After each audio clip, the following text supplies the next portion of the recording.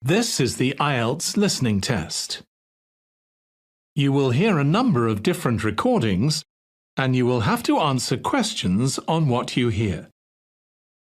There will be time for you to read the instructions and questions, and you will have a chance to check your work. All the recordings will be played once only. The test is in 4 parts. At the end of the test, you will be given 10 minutes to transfer your answers to the answer sheet. Now turn to Part 1. Instructions. You will hear a number of different recordings, and you will have to answer questions on what you hear. There will be time for you to read the instructions and questions, and you will have a chance to check your work. All the recordings will be played once only. The test is in 4 sections. Write all of your answers in the listening question booklet. At the end of the real test, you will be given 10 minutes to transfer your answers to an answer sheet.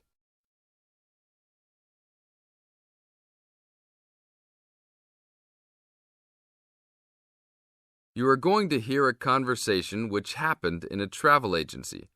First, you have some time to look at questions 1 to 5.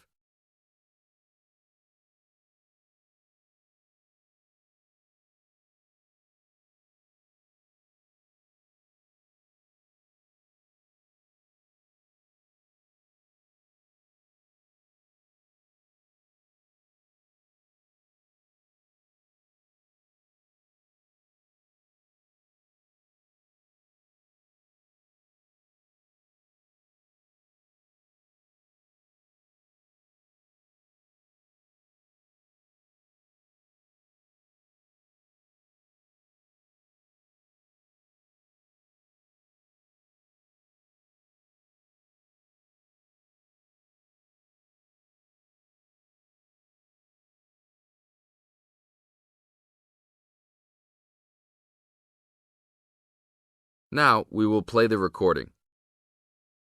Listen to the tape and answer questions 1 to 5. Hi, I would like to make a reservation for a round-trip plane ticket from London to New York. Welcome to the Student Travel Agency.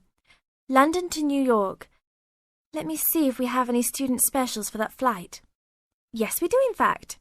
What days would you like to fly? I am looking for a flight around the 10th of October or so. And how about your return date? Ideally, the 31st of October. Let me check our computers to see if these dates are available.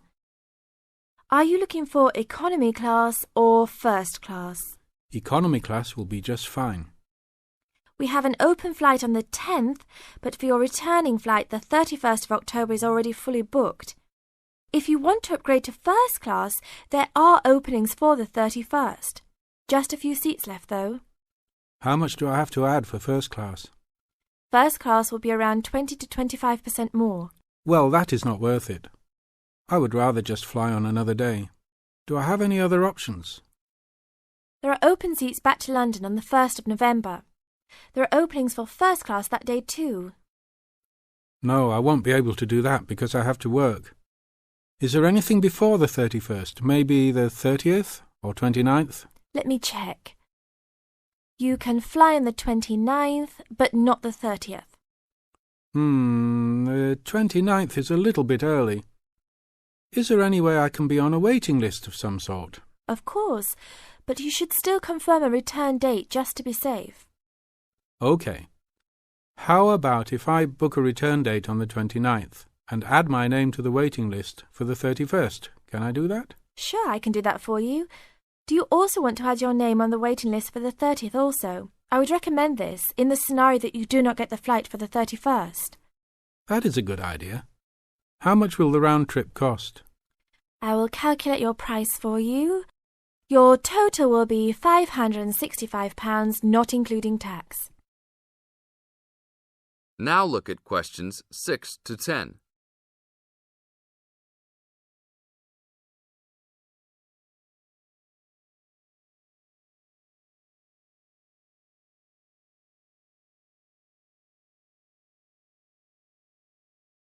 Now listen to the tape and answer questions 6 to 10. That's not too bad. Is there any discount for students? That is already including the discount. Without the discount, the price is easily over £600. OK, that sounds good then. Please put me down for those dates.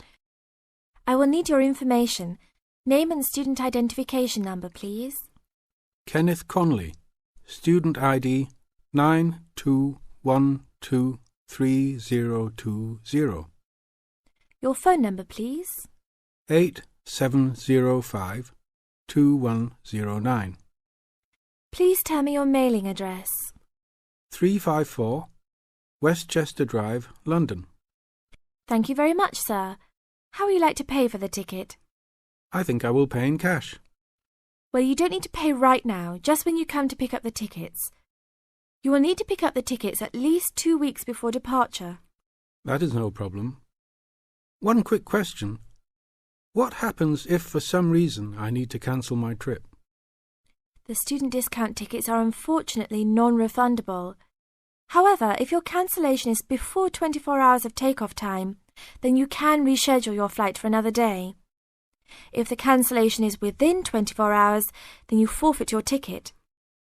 I understand. Well, thank you very much. I will see you next week. See you then. That is the end of part 1. You now have 30 seconds to check your answers.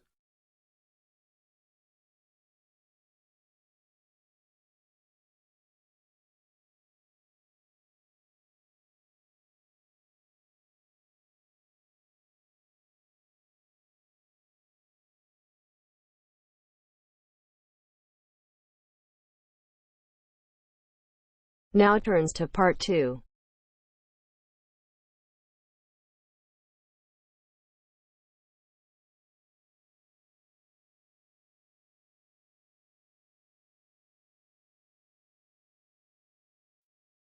You are going to hear a lecture about the Miners Hotel. First, you have some time to look at questions 11 to 14.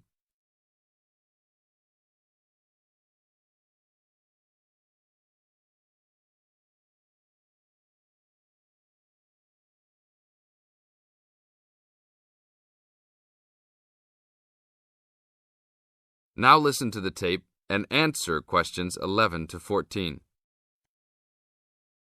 Good evening and welcome to the Miner Hotel. We are pleased to have you as our guest. I will give you a brief information session to tell you everything you need to know to make this a pleasant stay. The Miner Hotel was built in the 1850s, during the Gold Rush period, also nicknaming our state the Golden State. People from all over the country and even from other countries came to seek their fortune here in these hills, creating cities overnight. In this city, many Gold Rush hotels soon opened up. This particular hotel was built in 1851, but was destroyed during an earthquake. It was rebuilt in 1995 to recreate the feel of the Gold Rush, complete with articles and actual photographs from during the 1850s. Our hotel is divided into 2 buildings, one called the Gold Tower and the other is named the Fortune Tower. You will be staying in the Fortune Tower on the 25th floor, complete with great views of the city. Your room is the best room in the hotel, complete with private living room and hot tub. Here is your room card. On the card it will say FT, meaning Fortune Tower. On the bottom of the card it will say 2515. The 25 stands for the 25th floor, and the 15 stands for the 15th room on that particular floor. Now look at questions 15 to 20.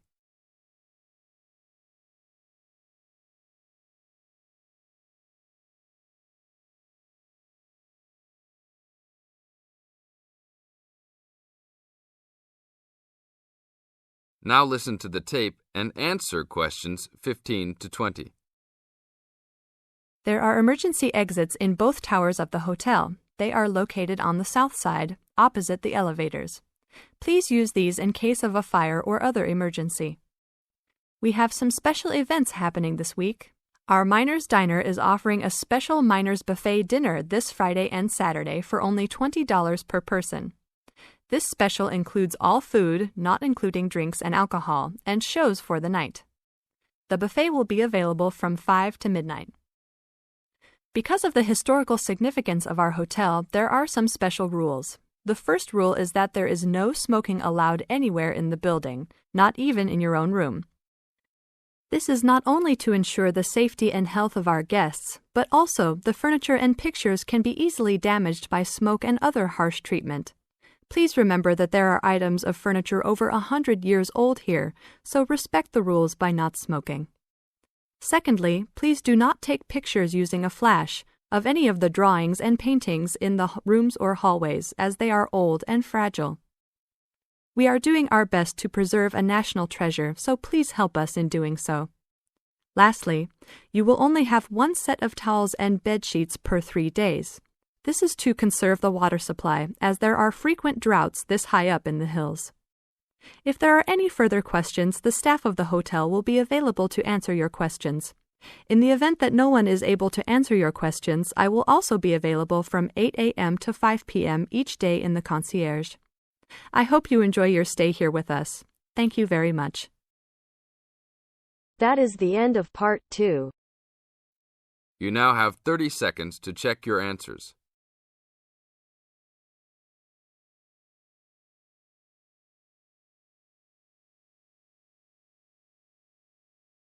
Now turns to part 3.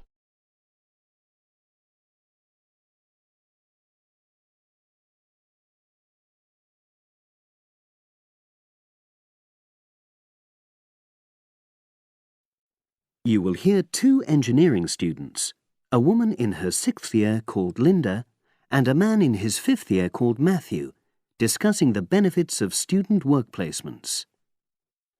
Before you listen, you have some time to look at questions 21 to 26.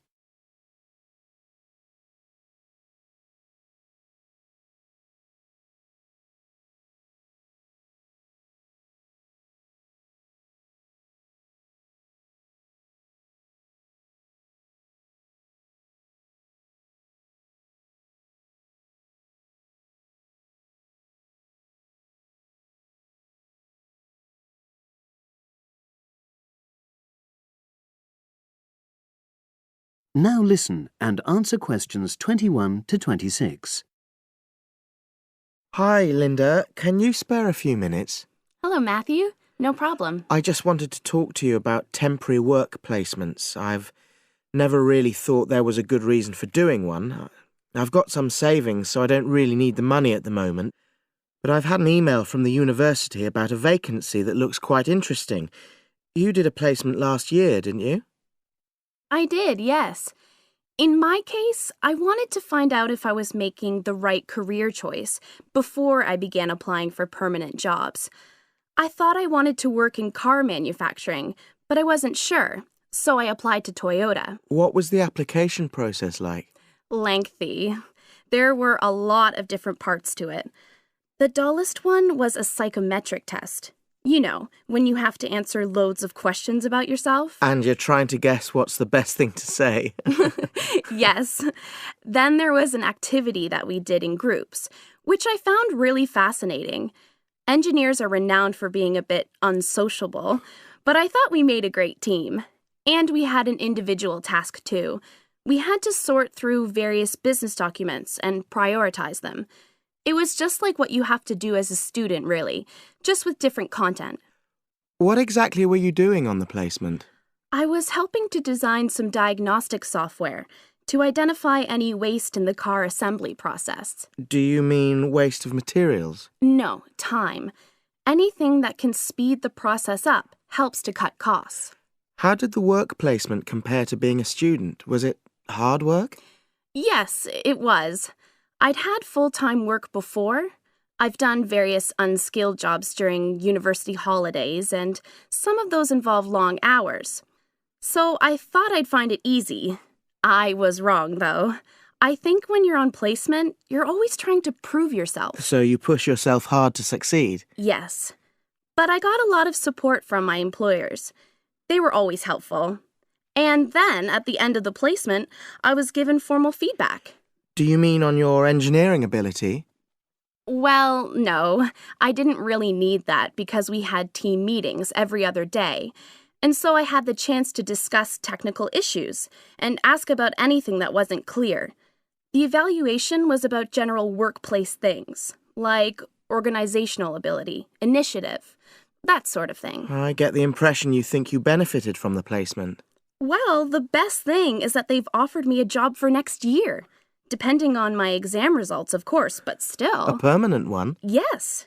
But apart from that, I learned so much. The industrial environment was much more demanding than the academic one, so my general skills improved, like time management, meeting deadlines. And on the technical side, I learned new software packages, like MS Project. Well, I think you've convinced me that work placements are worthwhile, but while you're here, can you give me advice on something else? Before you hear the rest of the conversation, you have some time to look at questions 27 to 30.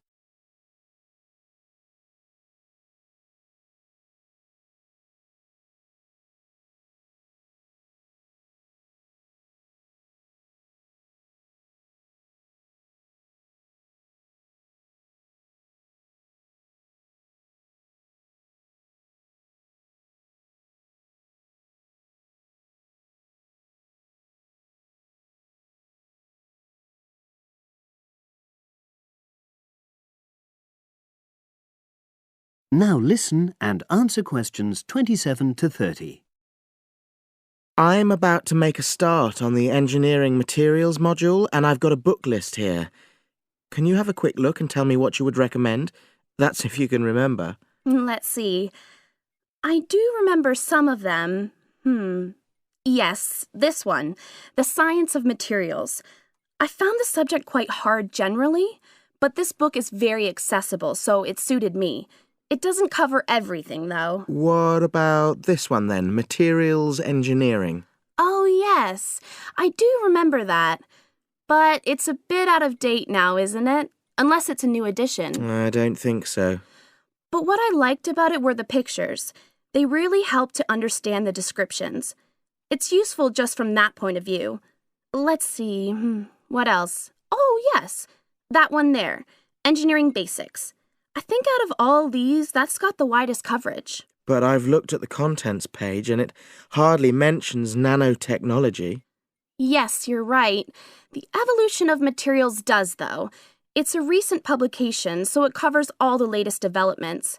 It's a bit thin on the 1960s, though, and that decade was quite important. Well, it sounds as if they all complement each other in some ways. I don't suppose you can lend me... That is the end of part 3.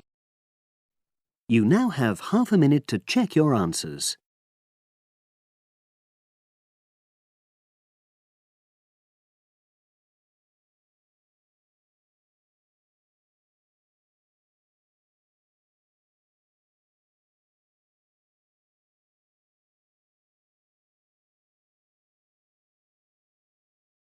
Now turns to part 4.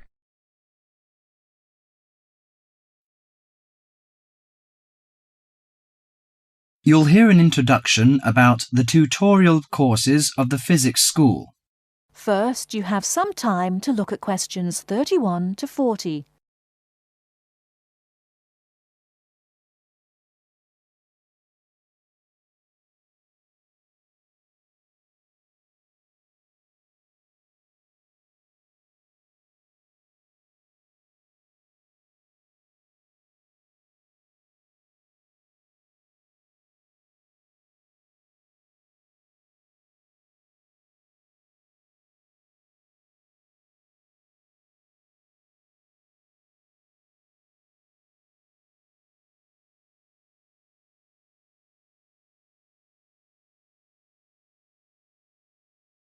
Now listen carefully and answer questions 31 to 40.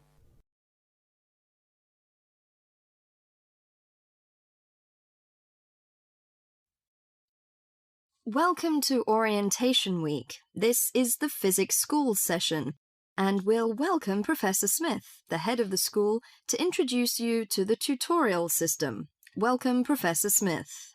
Thank you. You may have noticed life at university is totally different from that of school. For you, tutorials are an important part of the teaching program. Tutors are the primary contact between undergraduate students and the school. A tutor is the student's personal tutor as well as their academic tutor. Tutorials for physics undergraduates consist of 6 students who meet each week with their tutor for at least 50 minutes. For radiographer students, tutorials will normally consist of a group of about 10 students who will meet fortnightly with their tutor for a period of at least 50 minutes. In the first semester, the tutorials are during weeks 1 to 11. For semester 2, they are during weeks 14 to 24. Everybody involved is expected to be present and on time, and the tutor will also be available in week 12 and 25 to discuss problems that arise during revision, but attendance by students is optional. Now I'm going to introduce to you the stages and activities of the tutorials. The induction period is from week 1 to 3. I know that a significant minority of you experience culture shock during your first few months at university, and the important function of this stage is to identify students who are having difficulty integrating into the academic program. In particular, tutors should check your attendance of lectures, tutorials, laboratory sessions, and this sort of things. Tutors also help you tackle work in a systematic and effective manner. Stage 2 begins from the 4th week. Some tutorials of this period are to be devoted to discussion or going over the students' lecture notes, but approximately 50% of tutorial time is to be devoted to coursework. You should finish the weekly homework assignments of 2 hours duration with at least 50% involving written work. At least 8 homework assignments during the year should involve answering problems set on coursework. The written work collected by the tutor should be marked within a week of handing in, and generally the assignments should be graded. The 3rd stage starts from week 8 till the 10th. During this period, math and 4 core physics programs are included. The majority of tutorial time should be devoted to work which supports the lecture programs and laboratory work. At least 60% of homework assignments should involve written work. The assignment may involve writing an account of or notes on a specified range of topics. The written work should also be marked and graded. Short oral presentations by students should be included. They are possibly on general physics topics or essays. The last week's personal development planning is a structured and supported process. The primary objective for PDP is to help you to become more independent and confident, self-directed learners and encourage a positive attitude to learning throughout life. It is undertaken by yourselves to reflect upon their own learning, performance and achievement, and to plan for their personal, educational and career development.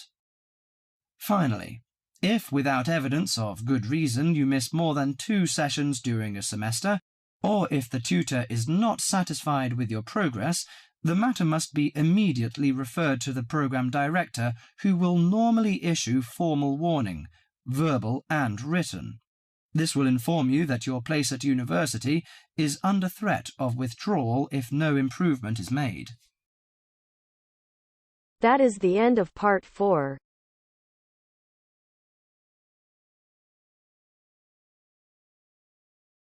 You now have half a minute to check your answers.